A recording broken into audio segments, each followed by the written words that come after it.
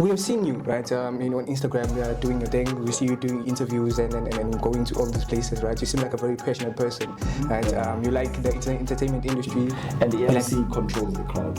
True. If the crowd is there, the MC has to control the crowd. Yeah. And if the MC does a shitty job, following for the number. Yeah, it's but if the MC does a bad job, the whole system. Believe me, brother, like you crumble because upazamisa the DJ itself, upazamisa the people, bought their tickets, and it was the same year I said we found first. It's an inner MC, and ever since I've been like, I guess the MC for them, use them as a scapegoat, and it's annoying. Like we use foreigners as a scapegoat because first of all, they do the jobs that we're not even willing to do. That's true.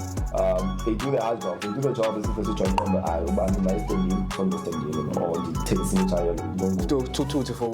exactly. Yeah. But I do think like immigration, there should be like a proper system. I think in SA, or immigration, what it's called, I think because there's no wire.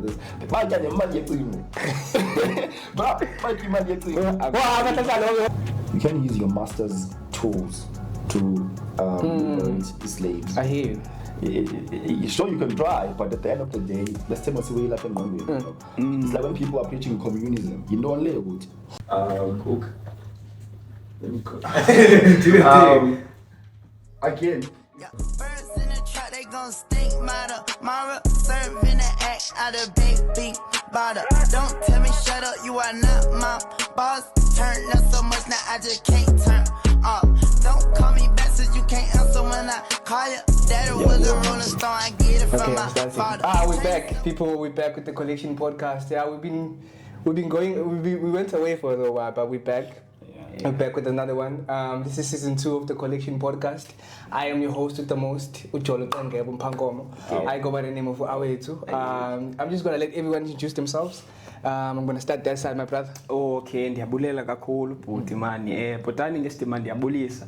Greetings to each and every person that is watching. My name is Elihle. My second name is Zwelihle. And my surname is Zenzile. I'm also part of the team, so dango.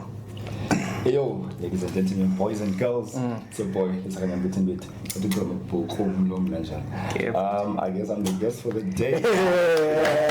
Shout out. My brother, thank you for honoring your invite. I hope we're going to have a productive conversation. Right? Yeah, let's get into it. So, we have seen you, right? On Instagram, doing your thing. We see you doing interviews and going to all these places, right? You seem like a very passionate person, right? You like the entertainment industry. You like fashion. 100%. Yeah. But also, not only that, but you also are a very articulate person, right? You can read and do all those things. Very opinionated. Yeah. I've seen the things, right? So can you please tell us more where you come from and who are you, and just let the guests know. Yeah, let's keep it short, man. Lisa Kaya, I'm between man, all the way from Eastern Cape, right? Yeah, okay. Yeah. EC out. Yeah, well, EC out. EPC represent. So Eastern Cape came this side of 2010 in Fulani. Did my primary in high school. Okay. Particular primary in Fulani High School. So I meet to Siba. Shout out. Through debating. That's why. You see, that's what I'm saying. That's why I'm saying. We're part of the same program called Itetani Debating League, which is based in UCT. And I think debating has always shaped. I think it shaped me like the kind of person I am. With my politics, with the fashion and the kind of fashion I like. With my opinions and everything, and then after high school, went to a university in Stellenbosch. Okay, and that's a story for it. Interesting. Why did you choose Stellenbosch? Well, regarding of looking at the type of person. Now I'm going somewhere with this question. Regarding the type of person you are, right? I thought maybe you can choose, if we may say, a more culturally based university. Right. You know what I'm saying? Yeah, there's a sense of belonging. Yeah. Why Stellenbosch? Nigga, to be honest, man, I didn't really have a dream uni. Really? I don't have a dream uni. I still don't have it. Yeah. I didn't have it then. Okay. Didn't know what I want to do. But I guess the marks were good, about two for me to actually Zinfaka Stellenbosch. Okay. I had a sense of like Mfunando, which is politics. So I had an option between Stellenbosch, UWC, and UJ. And I was like, UJ, and they get accommodation. No accommodation. They be doing that, bro. They be doing that, yeah. And the accommodation, okay, minus. Now he was like using logic. Okay, which one is the best? UJ, even their phone. No accommodation, minus UJ. Stellenbosch, UWC, I was like, you don't know where you are. So I chose Stellenbosch, man. And of course, the culture shock was crazy when I got that. But yeah, I didn't necessarily choose it. It was just like, it chose you. The system was like, okay, Stellenbosch, I have to go. You know. Okay, I hear you. Because now it's like Stellenbosch. Why did you choose UWC? Who, me? Okay, let me tell you actually, UWC, it's part of that, right? Yeah. It's part of the fact that I saw UWC as one of the universities that can accommodate someone of my stature. Okay, right? So when I came to UWC, it was actually my only university I applied to. Oh, is it? Crazy. Yeah. It's the only university I applied to. People are saying that because I just loved UWC, the culture, what was happening there, the amount of people that look like me, they were there. So that's part of the reason why I just went there. And also, the thing I'm doing right now, applied geology. The applied geologist, the best applied geologist come from UWC. I was like, okay, might as well just go there. He did his homework. Yeah, I actually did. Might as well just go there. So as I mentioned earlier, right, I see, as I said earlier, the conversation that we had earlier, we stalked your Instagram. I was there. We did our homework. I was there. I had to find out. Right? Yeah, that's true. What I saw is that you into fashion, right? You like to express yourself through fashion. That's what I saw. I don't know, right? You like to express yourself through fashion. Can you please elaborate more what fashion means to you and how do you view fashion entirely? Right. Okay, fashion. I'm not really thought about this deep guns.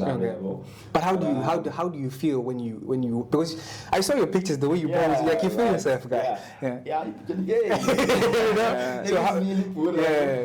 in terms of fashion, man, I think it's also like very everything is political, you know. Okay. So even with the clothing, with everything. So for me, I think expression, you know, I think am I comfortable with also so you know, like fashion has always been a thing. But it's always been for bad reasons back then. Sure. Especially you know, people will do anything for expensive clothes. Sure. At the time, you know. So for me, there's a thing of like just self-expression. I think you can express yourself in fashion. Excuse me. And I think the reason I chose I love black-owned brands is because we're gonna have a conversation about that. But I think it's about time that as we're the most consumers of the most people or the majority of us, it's us, right? Let's start wearing our own shit. True. Come on, design something. I hear you. Design something, I'll buy it. You know, because I feel like there's more. We have a story when it comes. We have a lot of stories when it comes to fashion. We have so many designs that are possible, and also the impact that are relatable to you. Yes. Makwande, what do you mean? We understand. The moment if someone says Makwande, there's a message to you. I won't mention the brands again. It's cool. But I'm just you just need to, as much as we're expressing ourselves, but you need to relate to also the economic side. Because as you talk, man, I'm actually listening very attentively. You as you said, so that you are actually fashion based. So in the future, I think of starting your own brand. Or have you studied it or because I can see there is that say something. If you'd release 100 t-shirts, that'd be a bar. Say I'm not sure you guys got that. You said if I were to release 100 t-shirts, you'd buy. That's crazy, right? I think sometimes I feel like people take me way too seriously also. Sometimes I'm like, hey, niggas, why are you calling me for anything? But no, that's interesting. I see myself going into business, and that business would evolve around black-owned products. Whether it's food, whether it's fashion clothes, whether it's not necessarily my own brand, but a brand that incorporates every black-owned brand. It's like this bazaar shop. I hear you. Mile wenza umuntu wase-Eastern Cape. I get the it's a bouquet. No, it's not a bouquet. Boutique store. A boutique store. Boutique store, and then you know about cookie design gabana, cookie design gabana. So I don't make the clothes. I just sell the clothes. Like a space. Like I think that makes more sense to me. It actually makes more sense. In terms of having my own brand, I think I like to be a fan of other people. Oh, okay. I get you. Beautiful stuff. Beautiful. Man, like, yeah, boy, I've also seen back, say, throughout the TikToks, yeah, boy, Insta, like, say, I started this corner, so on. And then you also spoke about Suga from the Eastern Cape. So, Tendan. Oh, God. Okay, I'm so can you like take us through the whole journey from Eastern Cape to that transition from Eastern Cape to Cape Town? How was it? And also like throughout your childhood, like you don't need like inspiration to start debate, you know, and also like the books and that you read, and they were like, no man. Actually, I think I need to start. Because you read books. I saw you, like I see your stories. I see your stories. It's Eastern Cape. Crazy, man. I mean, I didn't have a choice to move. My mom was here, so it makes sense for me to follow my mom. But Eastern Cape is beautiful, man. Beautiful. I really wish like a band would experience like your father's Latin and then they transition to European, you know, because you just become a very versatile person. Yes, just Latin, we put ourselves Latin. But also Kappa, true. You fit in, like you know how to fit in situations. So there has to be that balance. Because I also see like you have a tattoo. That's it. Balance. Exactly. Man. I love tattoos. Eastern Cape. So Eastern Cape childhood, I think like until 8 years old. Oh, until 8 years, okay. So I still, a lot of memories from Eastern Cape will always be stuck in my memory. From Uzingela, from Nandingomo to Omenjalawi. I actually can relate. Around Makuluako, Miguyo. Mafana balwayo abafana amakhwenkwe not imikhonto so la isekhona apha, so I know that life. And then naza Cape Town 2010 to Hlana Old so so peer pressure is everywhere. There's all kinds of things. But all it is straight is so challenging. For sure. Post primary school, high school, I've always been like a very talkative person. He used to call me Malema back in primary. Shout out Malema though. He's very opinionated. He is also. Shout out. But hey, we know. So they used to call me Malema. I guess it was like it just I've always had the passion to talk and to everything. It just had to be like in a very constructive way. Fuck his spice. And then high school. Let me get in high school. I joined debating in grade 9. Grade 9, okay. It was peer pressure. You joined debating because of peer pressure. I'm not gonna lie. Shout out to my friends, man. Yo, you guys. Oh, that's interesting. You guys saved me. Because, you know, I'm saying it's interesting. Sorry to cut you off. I'm saying it's interesting because most of the time peer pressure is normally associated with bad behavior. Right? So you're telling me peer pressure. I'm like, okay. That's good peer pressure. I didn't know that. It's like it's the first time. If I say let's invest, man. Oh, I see. Because they don't say that's peer pressure. Normally, when you say peer pressure, I'm talking a bad thing. Nah, peer pressure. They actually always emphasize on bad things. I don't like that. Yeah. So debating was peer pressure, and I can proudly say it's like the best decision I've ever made in high school. In when you see that like there's more to life than like a kasi, you know, like I used to go to competitions, bro. And like that. And also like see like bona balungu bona use so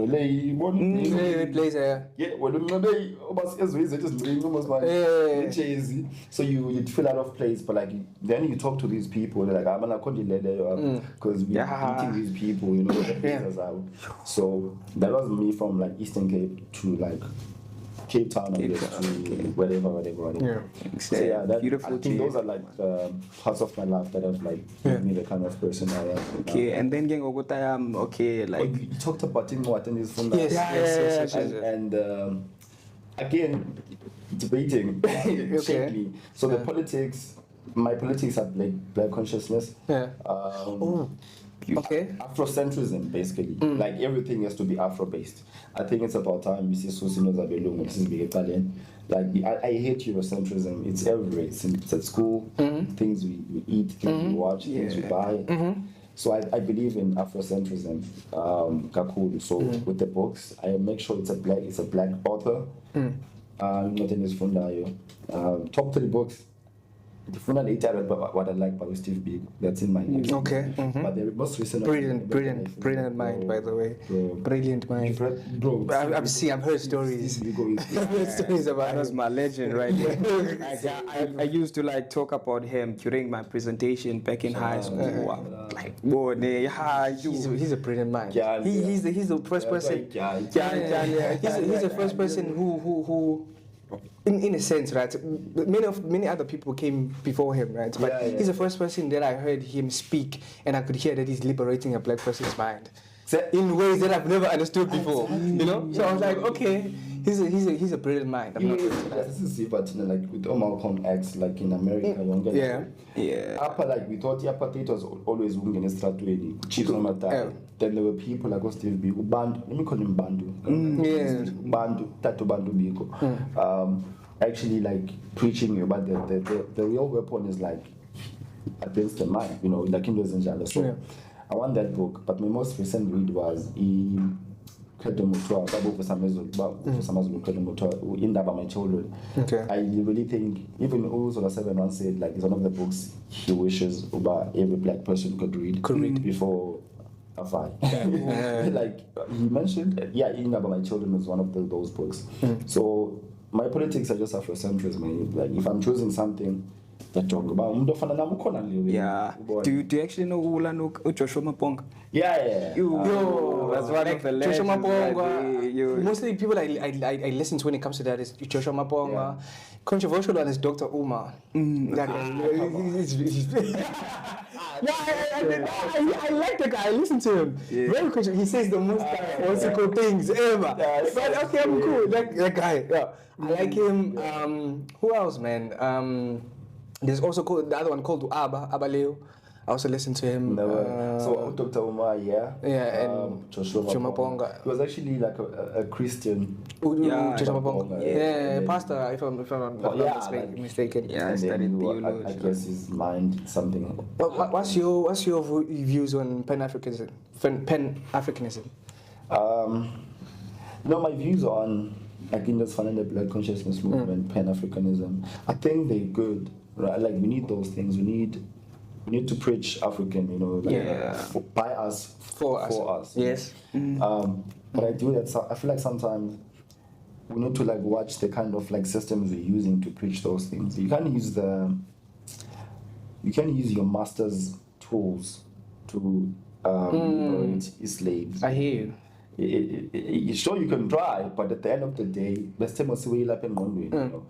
like when people are preaching communism. You know, communism. It's never been. I've never heard. Yes, I understand. It's against capitalism, but you don't communism.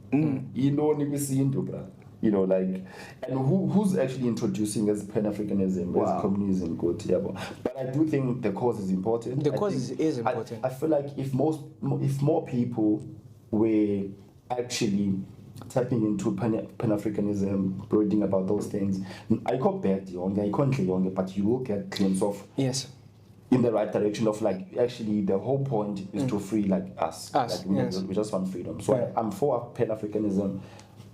Communism. Okay. But like I'm for everything that says it promotes us and wants to like better our lives and just I guess shout out. Shout out.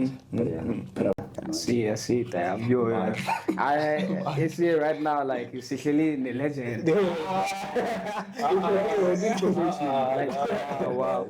So okay, like that. Okay, you like took us through the whole transition from Eastern Cape to Cape Town, and then you also took us through Ingwate that you've read before. So now, like, I'm very interested in terms of you got to varsity now. Like, are you still pursuing what you wanted to pursue, like in terms of politics, or you were like, nah, this is not for me anymore. Like I need to shift to something else.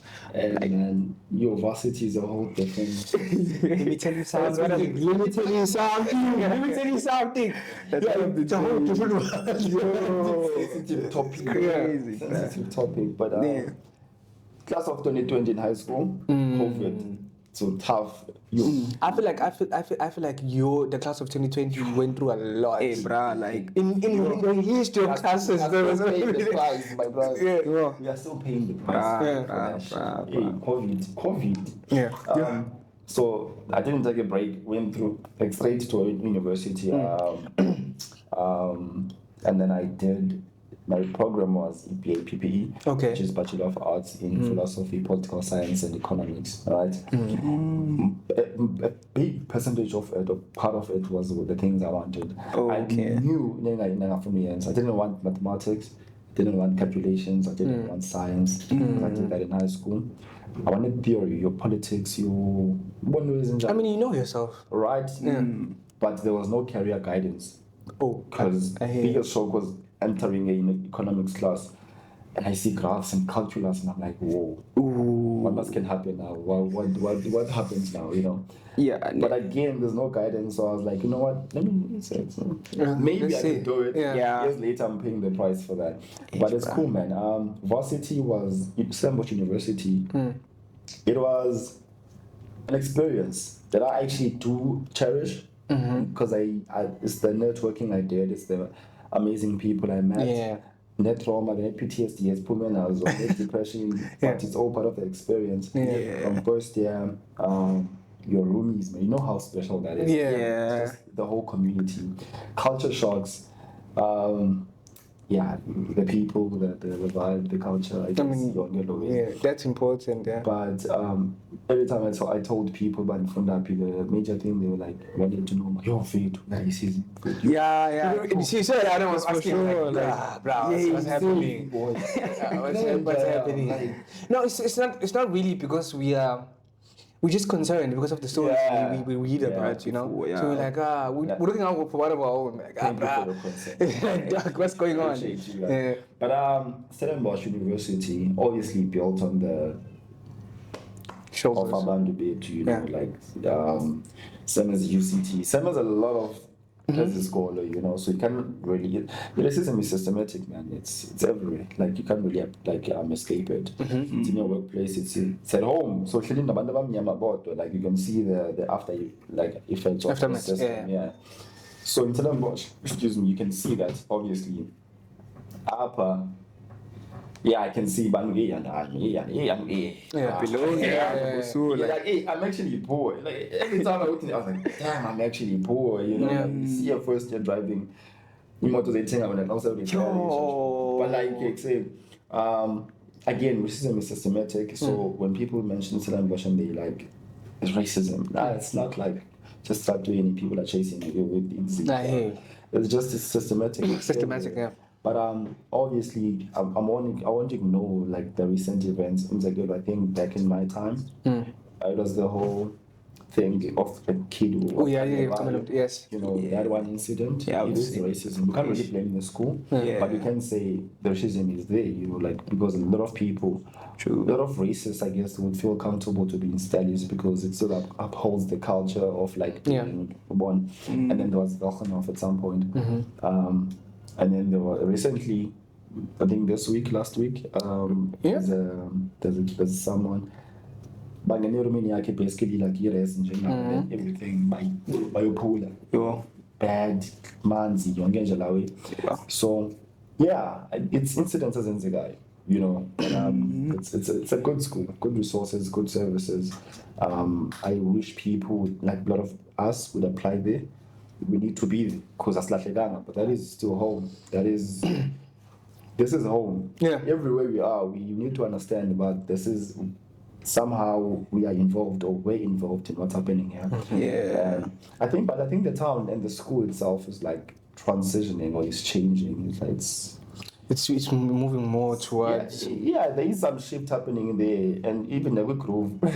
Yeah. I mean, it's a weird topic, but I know what she's talking about.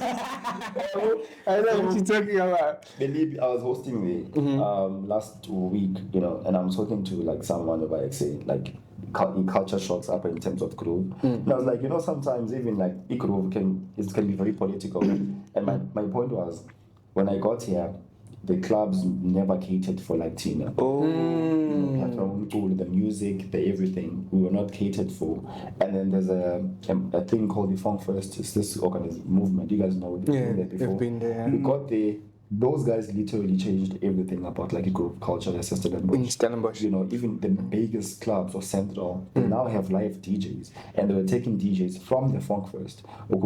So it's also like everything is political. So you can see that there's a shift in the aim, the groove. You get into a club and you actually feel at home. Yeah. There's something here with like you can actually groove to. What all the time. There's some crazy music. Bruh? Okay, I see. Okay, so on that groove part, because you were actually talking about groove, and I don't want to skip this point. We actually seen you as MC during these events. Great MC. And then now, a great MC, right? Like me. So can I just take a backstory? So when you got there, then can you pour me a glass of water? So when you got there, like people, I have to tell you how this guy is. When we got there, they were like, Siba was telling us we're gonna meet an MC. The MC is gonna cater for us. So like, we've never ever seen an MC catering for people anyway. You know what I'm saying? So we're like, dog, we're gonna get there, and then the outside, and then this guy, gave us a place to sit. Checked on us in every single hour, checked if we were still good. Then when we were outside, when we were going to a different location, he went with us. I have to give you a props. Great person. One of the greatest guys I've ever met. So like on that part, like how did this whole thing came out? Is okay. MC. Tandizino, but I hear your question. I guess I never box myself, man, when it comes to like English names. I love education, but it can't be the only thing in the jungle. I mean, look at my experience. It's proven that it can get shitty, That will put me in a qualification, but your mental health is so like out of Yeah. You can't even use that qualification. And actually, most people are actually not open-minded about how City can actually, mentally, it can destroy you. Like, it's either I stay or I leave. Maybe my reasons come on to be like, I about could climb going but I knew how I was feeling. But your feelings are more important. Right, back to the question. MCing, fun fact. 2023, I had a gap here. I got excluded from school. Hey. Something happened. Okay. And yes, do the books and you're wrong away. So I missed out on exams. Got to say, and that's why. So 2023, I took a gap here, unplanned, and and even I think that's the year I actually started because I was in school all the time. So you never really had a chance to go out and just explore. So I got my fashion sense from then. I got my the whole MCing thing that year. The first ever event I was a part of, the entertainment industry. We did a roast. Okay. We did a roast. That's interesting. Gigs. I'm sure it's the first gig I ever had. Did a roast. The roast of Nelly Star. It's this guy from Cape Town. He's Congolese. He makes music. So that's a hospitality too. So it's like I say, I like your personality, man. We should link up. And then we did the roast. Crazy. So that show, bro. It was crazy. Shout out. And after that, I was like, oh wait. There's something there. There's a potential. And I was meeting Oprah Child. I discovered Oprah Child that year. And I was like, wait, there's the Cape Town hip hop scene. There's something, it's moving. I was my first ever hip hop event was that year, and I MC do any events as well. Yabo, Manamajita Paikas, and people like the compliments were great. My first ever show were like, hey, bro, you actually killed that shit. You know, I was like, oh, shut up. And then after that, I guess there were more people calling and more bookings, but I always appreciate the fun first. The people. I was like, I'm not MC much. I was like, hey, I love what's happening here.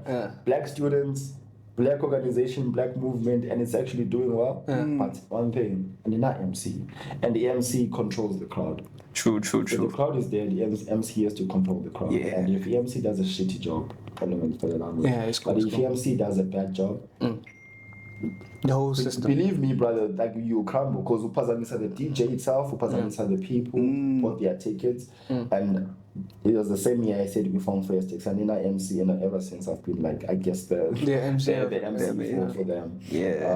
So yeah, crazy. Good times, you know. But also debating played a role. Because debating teaches you what to say, how to say it, and when to say it. So this is me saying never trust a debater, Jam. We have seen. We have a friend who's a debater. We have seen. Never trust a debater. They know what to say, how to say it. So he taught me like say. So even as a Grove, I guess he played a role in terms of like other MCs are out of pocket. They are. The ones I don't think I know like say Tina say receive as the crowd, as the crowd, like you. You know. So I guess that was me like with being like an MC. But I guess it's something I do. I just enjoy it.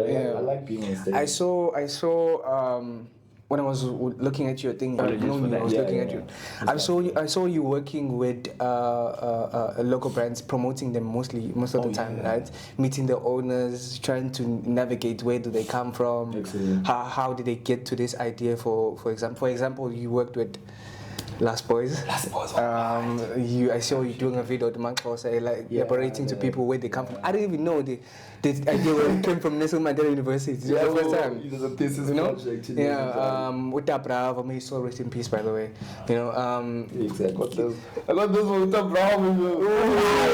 Shout out! You know. So can you just please let us know what that means to you, working with local brands? Like, how do you feel when you're doing that? Because it feels like you're passionate about it. I am. I'm very passionate, man, about, like, as I said before, like, everything around me has to, like, evolve around Afrocentrism, you know, like, for us, by us. So I have had this idea since high school. But in high school, it was more of like, I need to consume, I need to buy his bottle, I need to do as ways. But I'm not mad at high school. I remember my first ever brand, and I tell I it's a same year and then come back. I'm like, no, I'm rebranding now. I hit him up, I bought his clothes, and I felt good, you know. I was like, when you were in them, I'm actually like wearing branded on cheetah, and I've always wanted to. And then in recent years, it became more of like just me just wearing the clothes. Because people used to think I'm the ambassador for like these new brands. I also think I used to make noise about them so much, but they're paying me to do this. So recently I was like, nah, I like creating, I like content. I can talk. Let me just do something.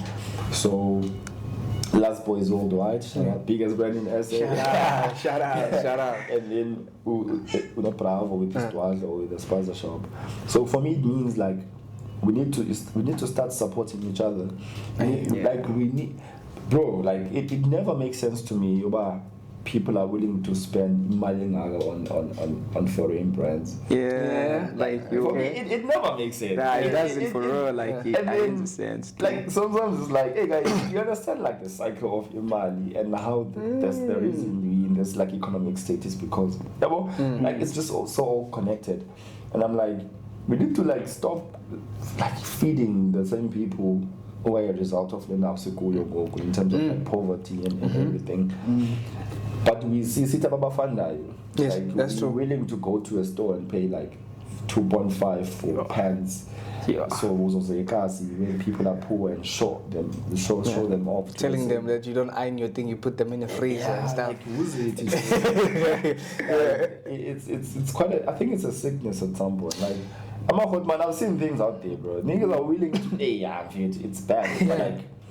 But like back to the I think it's about time we need to start like promoting ourselves. Yeah. And doing like willingly, just not every time expecting like something in return. Yeah. But you know, like because you need stories, you need people to actually tell those stories about okay, yeah, Nancy brand and I'm but what's behind the scenes. You know, I like to tap in that. Yeah. But I did that with my course. I did that with Last Boys. Great story by the way with my course. I'm not going to lie. Like you give us the deep dive. Like okay. Like, oh wait. Like really, you know. I didn't know. You know, I knew my course. I'm like okay, this guy. Okay, cool. Yeah. I didn't know the background. Why is it called my course? Where did it come from? You know. So shout out, bro. Shout out. Thanks. Yeah, bro. And also just to add up on Yongele and Ubiteta, there's also this other brand, Umjitawam is doing Wiyama. I don't know if you've seen it. Yeah, beautiful brand, by the way. I just want to say Yama for the people all the way. Yabo. Yeah, let's keep it up, gents. Let's keep supporting. It's Yama. Yeah. I'll show you after. Yeah, beautiful brand. And also the other guy Yenza Ostrich. It's called Ostrich. Yeah, bro. So yeah, it's also one of the local brands, you know. He does everything. Yeah. So yeah, beautiful stuff. There are so many. Bro, we have everything. I don't know, bro. We have everything. We have shoes. We have caps. We have clothes. And we're so diverse as a people. We have so many patterns we need to explore. We have so many stories from Impahla Zethu. You know, he named the brown one Sambato.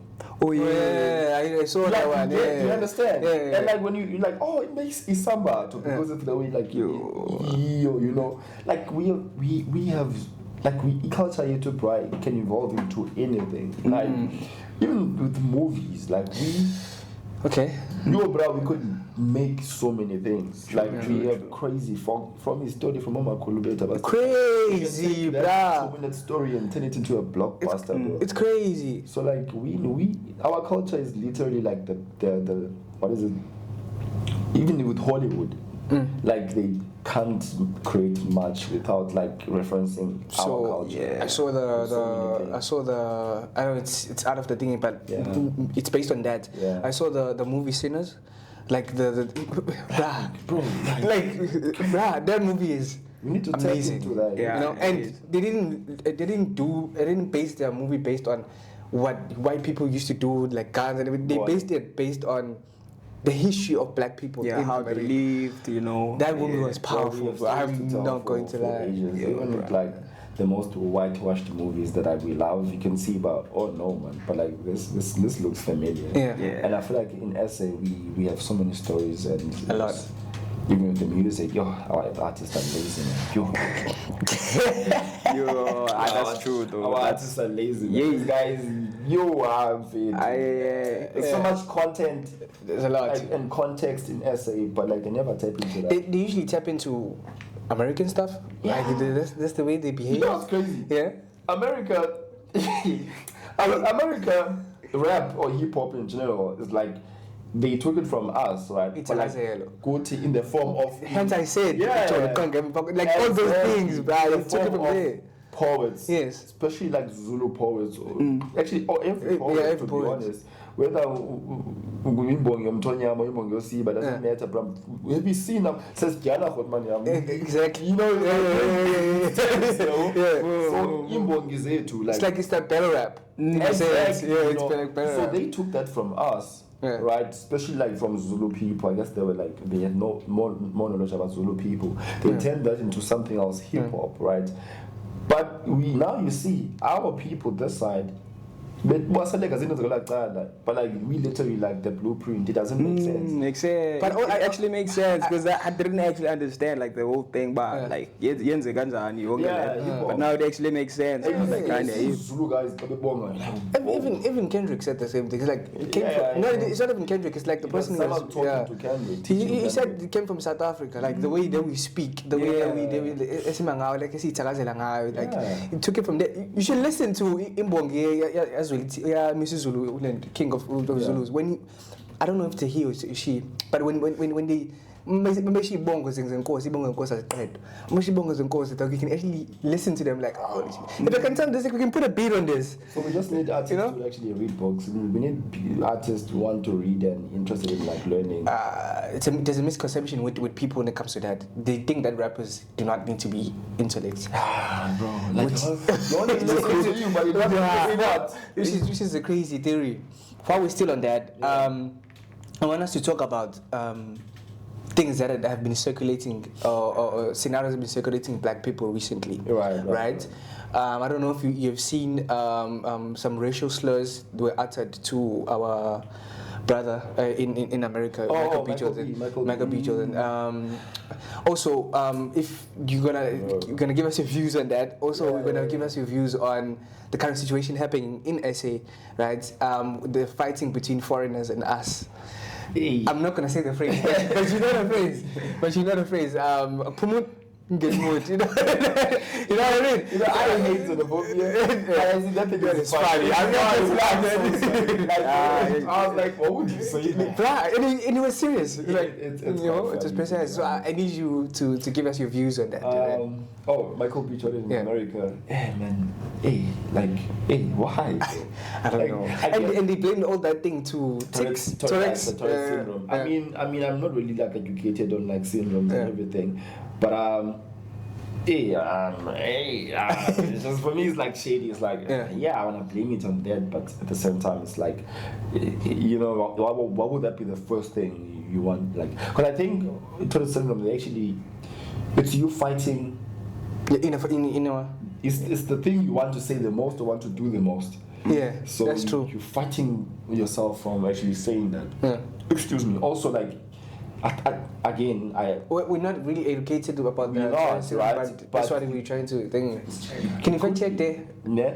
About Tourette's syndrome. Tourette's syndrome. Yeah. I believe that it's that you can't say something you've never heard before. Do you understand? Okay. Yeah. Like, you can't just out of nowhere. You can't say like Msunu, you know. It has to be like something you've heard, maybe like with conversations around or the people you like got it about around the way, But one thing for sure is that like that guy has heard the word before. Yes. I don't know in what context, but still, whether it's Tourette's syndrome doesn't make it right, man. It just doesn't make it right. And also, America is a weird place, you know. Like, all of like, why does it have to be Michael B. Jordan and that guy? The people when I win like the following week the most awards, the people maybe in the movie Sinners that was like looked down upon by white America. By one, you know, so it's also very political, I'm sure. But like, to Michael B, keep your head up. Yeah, he has to keep his head up. Shout out to him. But I think even like his reaction after that happened. Let me tell you something. What is it? It's a fact check for Tourette's syndrome, by the way. So they said Tourette's syndrome is often fights against what they are thinking or about to say or do. So you were right. So their tics can feel like an uncontrollable urge or mental itch that forces them to speak or move against their will. Right. So I think they just do whatever they want to do. But you know, like I'm sure it's like that thing, man. You know, it's like that voice. You know when you're holding a baby, sometimes. I wonder which voice you're talking about. You know, you're holding a baby like, hey, I see what you're saying. It's like, I feel like what could happen if she just falls? I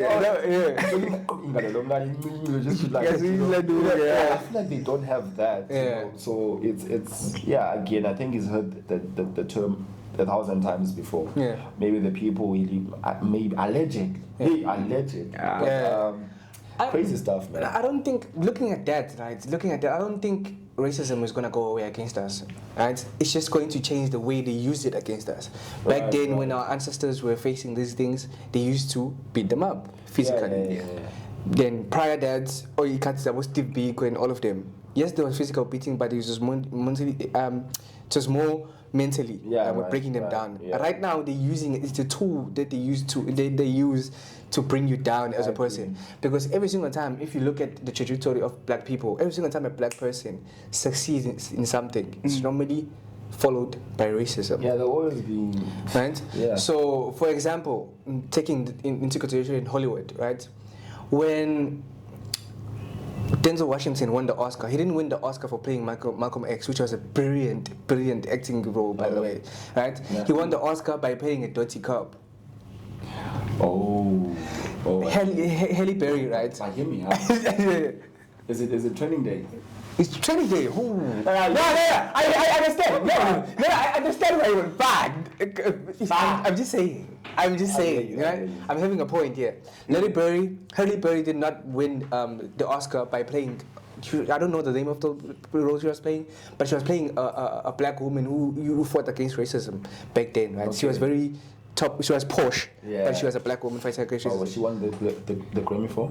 She won the Oscar for playing a single mother who's struggling with alcohol. Yeah, that's how they wanna do. Yeah. Look at what their artists. Look at she's black but like she's light skinned. Oh, Ice Spice. Ice Spice. Look at Ice Spice. Look at the people they promote for black people. Because that's the content you consume. That's the movies. That's the music we listen to. You know, hip hop was like there was used as a weapon back in the day. Tupac times, the biggest weapon was hip hop because who do we have access? Which kind of education do we have access to? It's the music that we can. We listen to. So if now take hip hop and the only people Esma put her on, we need to realize that the sponsors are white. We don't have the money. We don't. So the record labels, the sponsors, we know Gobana Banyamai. So you feel like, okay, let's control the content. You want to see naked ladies twerking, want to see drugs, want to see big chains, want to see guns. The more you watch that, the more it sticks to your mind. Yeah, that's true. Now, you like taking away, you could even take piece of phone make it broke up. Do you know what that means? Why you take piece? I don't understand that part, but yeah, it's cool. It's cool. So like, I guess they always promote they always make sure the people who succeed, especially in the industries, the people who have less to say, more dumb shit to do. I guess. I just thought about something while you still on that discipline when it comes to young men, right? I see what our culture does, right? Like right. I feel like there's a huge misconception with that, and I'm wrong with you. It's a massive misconception with that, you know. Yeah. And sometimes I do understand why is that, but sometimes it's just overstretched, you know, because a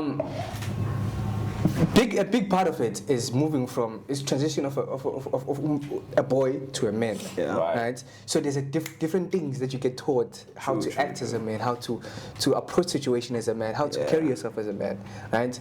Can you please just elaborate more on how does that impact a boy transition from a boy to a man? And do you think that every single culture, I'm not saying other cultures are less day off. I'm just asking your opinion. Do you think every single culture should have some kind of disciplinary route? I mean, that's what you need to understand. It's one of the biggest institutions in Kwisindu that we have. We can't really deny or ignore the fact that now the quality is bad, like in terms of like what happens there, and also after, you know. But Ulaluko Sisindu, and also every culture has Ulaluko. Okay. Yeah, that's true. Isindu, go to, I don't care where you go. Ulaluko is there, or like you can see there was a history of Ulaluko. But let's just keep it here in SA. Okay. In South Africa, you can't give me one tribe in another Ulaluko, and you can't say Zulu people. That's a lie. Zulu people still practice that thing, right? I don't know. Obviously, it's never like out there. Because you need to understand that. Why did it stop with the majority of the Zulu tribe? It was Ushaka. Yeah, because what I heard is that he basically said too many boys are spending time than fighting a war. Exactly. So like Ushaka was shaped by like the context of that time, the political structure. Because he did go to, I think according to the story, he did. He should have. Like things changed after Ushaka took control. So Ushaka was like, there's a war. Why are we sending kids to Kotagali Wapa? What are they gonna come back to? Like this is all. I'm keeping it basic.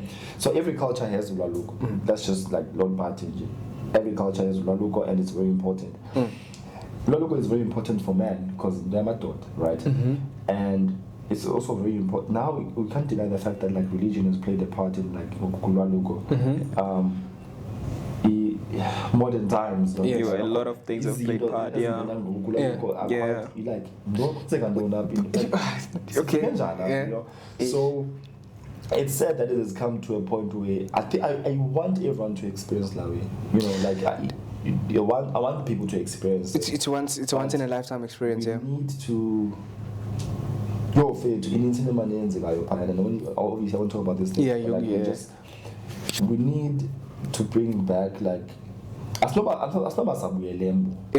you know, this news does not such but like we just need to make sure abantwana are safe, abantwana abenza into funeka bayenzile, sibakhupha abantu abaze ngomosha, asifuni izijobisi, asifuni itywala besilungu, asifuni besilungu izinto phambra ubone kodwa why ubone Lologo is very important.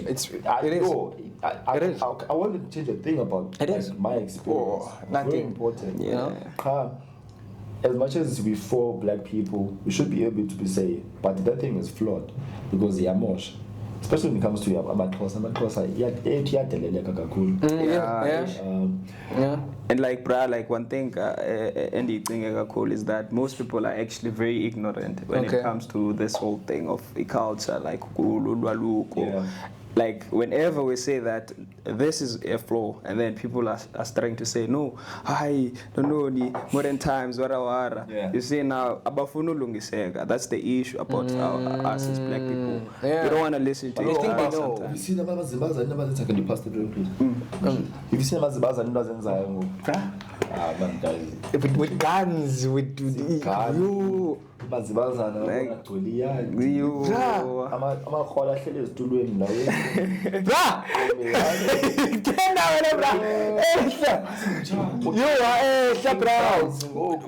a helicopter. The helicopter on your bro, that was crazy, man. Bro, I'm not going to lie. Listen, and no matter zijonge emehlweni zazinendaba bra. Uqhayisa into yethu. Like uzidla ukuze but hayi kahle yonke into up to a certain extent. It's quite sad, and I think I mean now we know, like sometimes I deep things, you know, because Kulamakaya in Mostiago is the women who have like buying power and who have the voice. I hear you, Chad. And it's like single mothers. I hear you. So I can't really blame them. Just single mothers who are like Ewen Dim or Potengayo, but Dimo Patalayo, but I know it was his daughter. They can just guide me. I was one of voice. But iron now yako. It's not have this. It's calling into Jan, it's calling into. It's cause This is a beautiful experience about the Xhosa culture, because you can see it. You can tell the diversity. Be like, oh, this is beautiful. I'm not going to lie.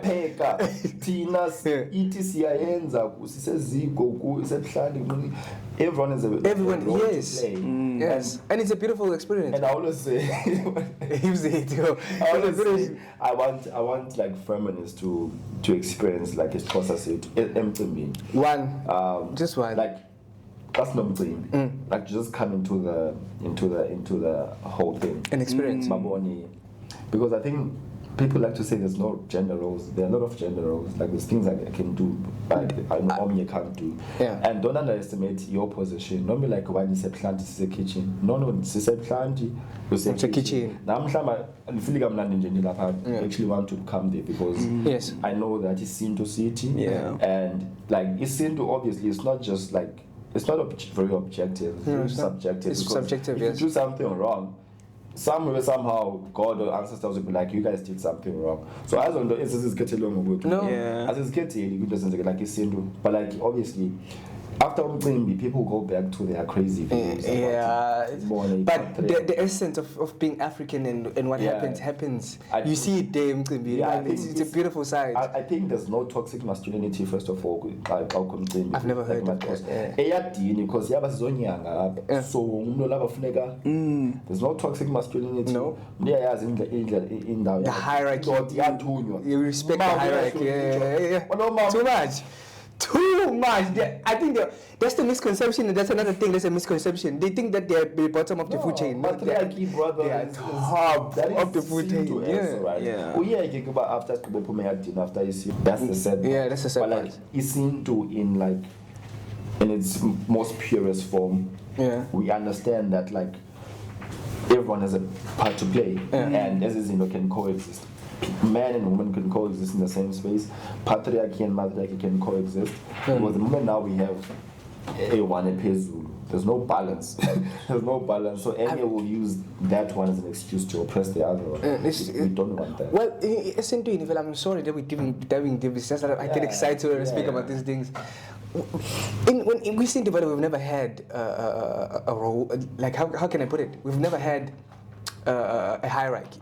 Okay, how can I put it? Another person is above another person. We've never had that. We just had roles. We had even the highest chief. Yeah.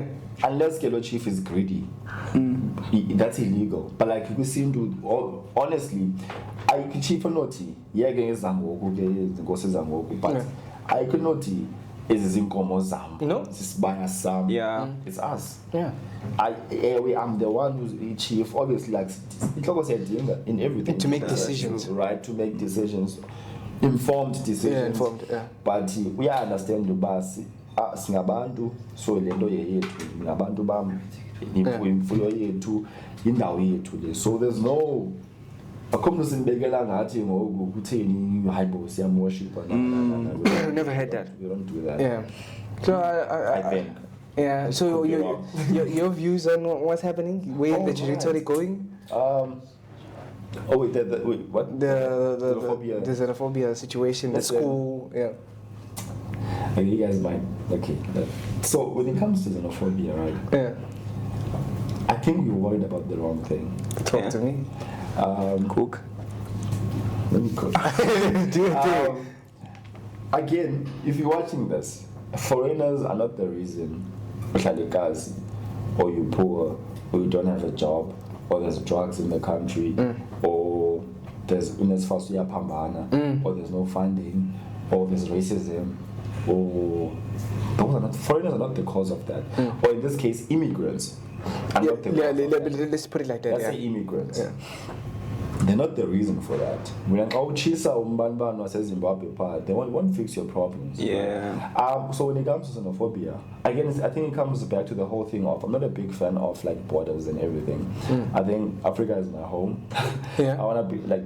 Yes. Yeah, I'm not a big fan of that. So obviously, if you come here with the bad intentions.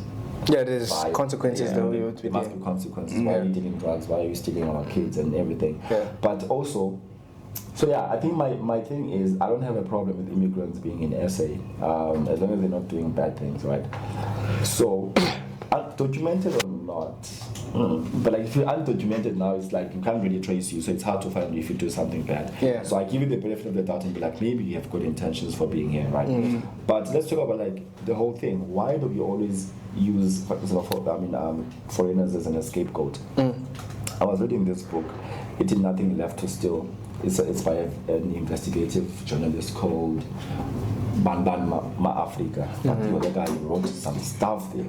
So it's always xenophobia is always used as a weapon to distract us when like something crazy is happening. When they look at like, especially like during I forgot these political parties, but like I think because you're gonna blame them for drugs, but who controls the borders, the ports?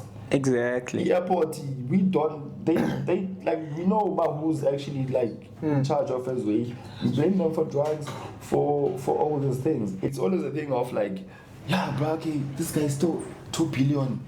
And then the guy's like, okay, yeah, I stole that 2 billion. But you know those forensic finance, they don't have papers. They are the problem. Bro, like we always use them as an scapegoat. and it's annoying. Like we use foreigners as a scapegoat because first of all they do the jobs that we're not even willing to do. Yeah, that's true. Yeah, that's true. They do the hard jobs. They do the job as if it's John Number standing, or the tennis in to for the Uber Eats. Yeah. But I do think like immigration, there should be like a proper system. I think in SA or immigration, for what it's called, I think because there's no wire. There's